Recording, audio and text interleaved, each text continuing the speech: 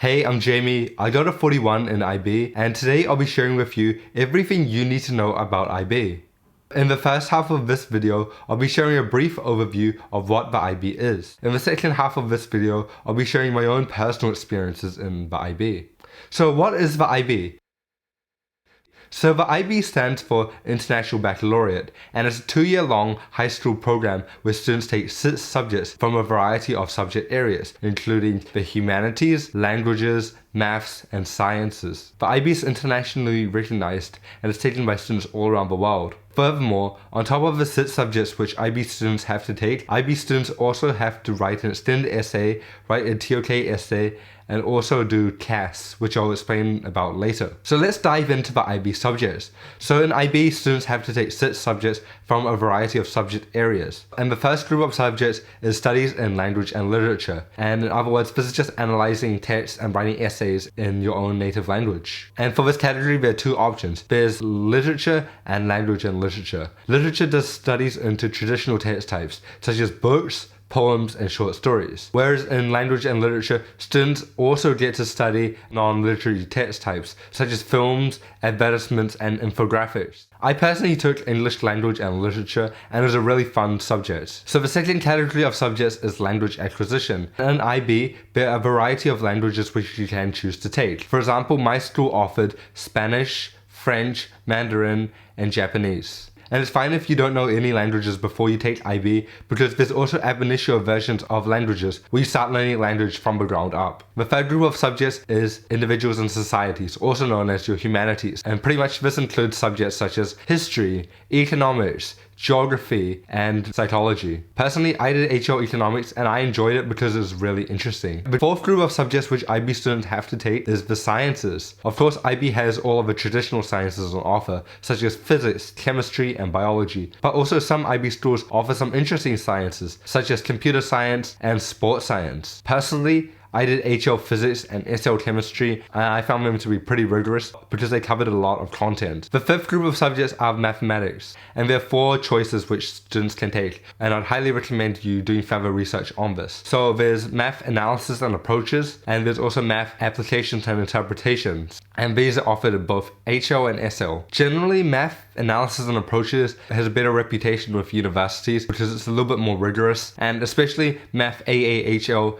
is great for any students who want to take engineering or computer science in university because it provides a good background in maths. Personally, I did math AAHL and I found it to be a difficult course, but it was definitely worthwhile in the end because it gave me a good background in maths for university. The last group of subjects are the arts, and this is optional and you can just choose to not do the arts and take another language or take another science or another humanities. And typically at my school, I feel like only 30% of students took an arts subject. Some of the art subjects which IB has on offer are visual arts, theatre, and film studies. One of my favorite things about IB is this real holistic style of education. Even as a software engineering student, I really appreciate having the opportunity to have learned subjects such as Mandarin, English, and economics, since they've really broadened my understanding of the world. Another thing to consider in IB is HL and SL.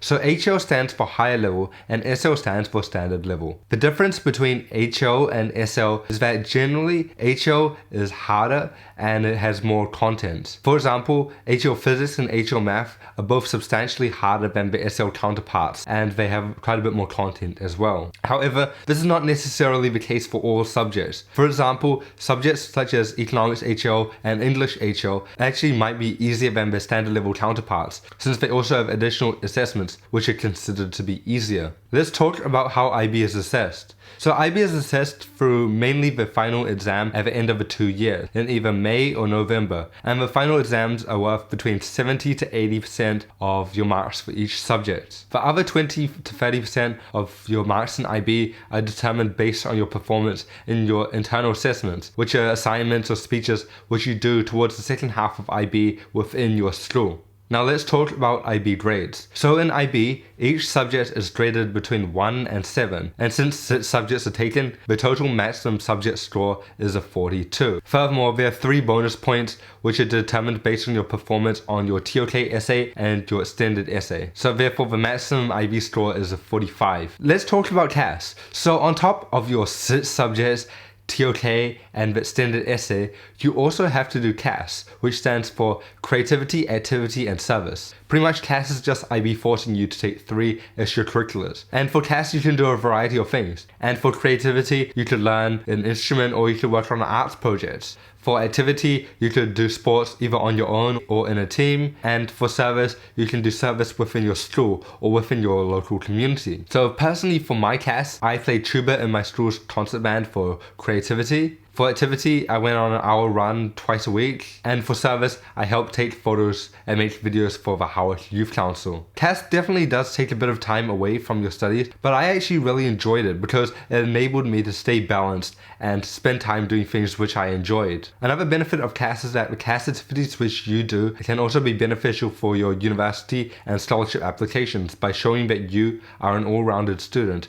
Now let's talk about TOK. So TOK is probably the weirdest part about IB, and it stands for Theory of Knowledge. Essentially, TOK is a philosophy class where you investigate the nature of knowledge and how do you know what we know. Personally, I found talk to be a pretty chill class where we didn't really do too much and I didn't really learn too much in it either. And for TOK, there are 2 assessments. Firstly, there's the TOK exhibition where you write a 1,000-word commentary on one of 30 questions of your choice using 3 TOK objects. And personally, my TOK exhibition was based on the question, does knowledge belong to a particular community of knowers? And the second TOK assessment is the TOK essay. So the TOK essay is a main assessment for Theory of Knowledge. And it's pretty much an 1,800 word essay where you answer one of your choice of 5 questions about knowledge. For example, the question which I answered for my personal TOK essay is it problematic that knowledge is so often shaped by the values of those who produce it? Personally, I found the TOK essay to be pretty difficult because it was pretty abstract and pretty conceptual. And I somehow managed to scrape an A in talk.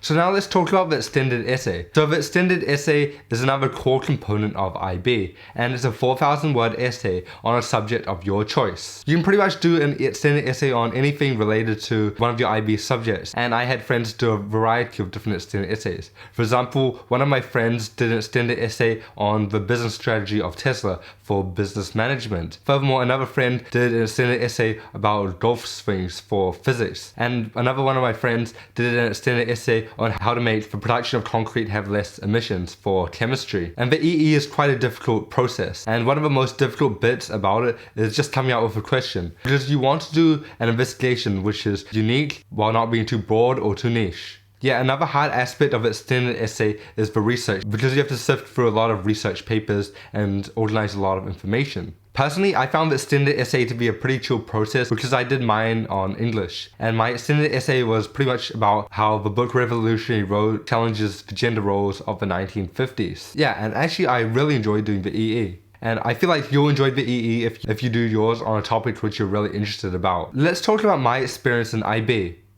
To describe IB in one word, I'd probably describe it with intense. In IB, content is taught at a really fast speed, and there are topic tests or assignments due pretty much every single week, and this can be pretty overwhelming. And due to the large amount of work in IB, I found myself not really having that much of a life. I spent most of my free time studying. I'd study until I'd go to bed after school, and I'd spend most of my weekends studying. Furthermore, I also spent a decent proportion of my holidays working towards assignments and catching up on study. So this meant that I couldn't really spend much time doing many of my hobbies or doing many of the normal teenage things. Nonetheless, I actually quite enjoyed doing IB because the work was really intellectually stimulating and it was really interesting. Now, let's talk about the IB horror stories. Yeah, if you spend a bit of time on the IB subreddit, you might get the impression that IB students are sleep deprived and they often pull all-nighters. However, I think IB students can avoid this by just having better time management and not procrastinating. Personally, I had pretty good time management and I didn't really procrastinate.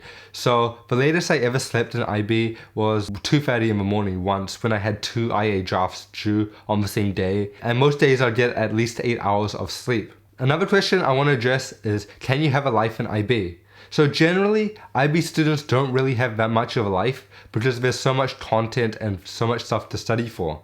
However, if you're not aiming for 40 plus score and aiming for something like a 30, you can spend less time studying and you can chill out more. Another question I want to address is IB hard? And yes, IB is really hard.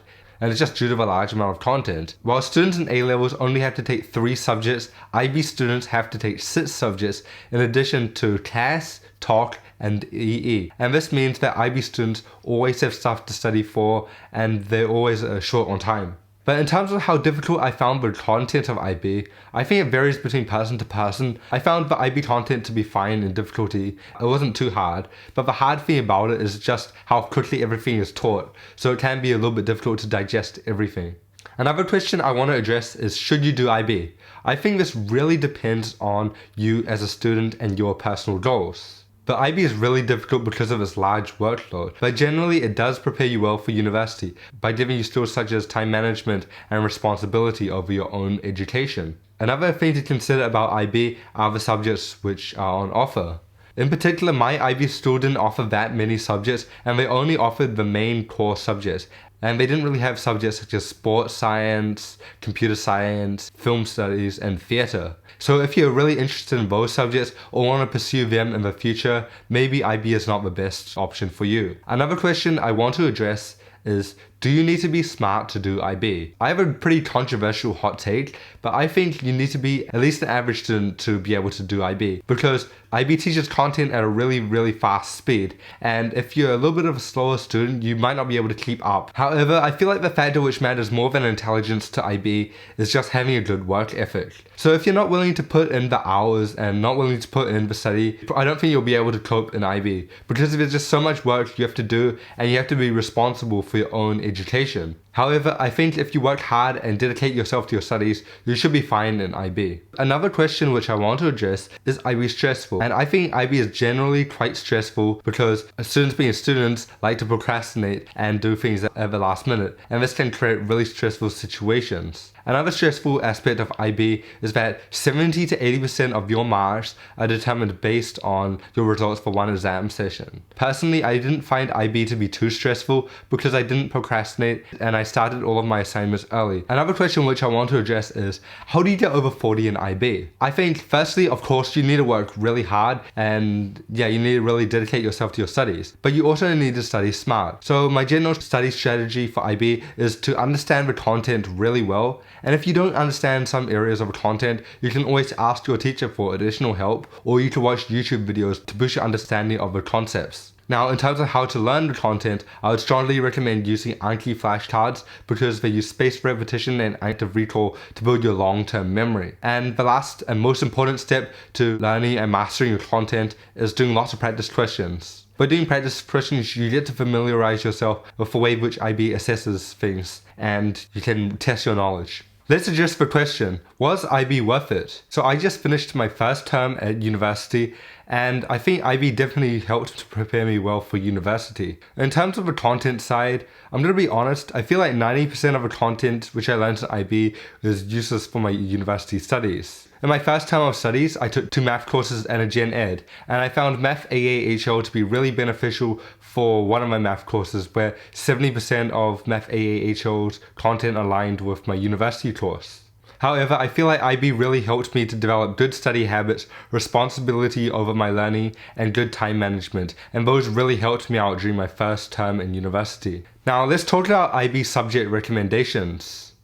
The subjects which you take in IB really depend on what you want to do in the future and your personal strengths. However, I definitely recommend taking English language and literature because it's a really interesting and fun subject. Another subject which I'd highly recommend is HL Economics. HL Economics has really shaped the way which I perceive and understand the world. So that wraps up this video. I hope you found this video to be informative. Thank you for watching, and I'll catch you in the next one.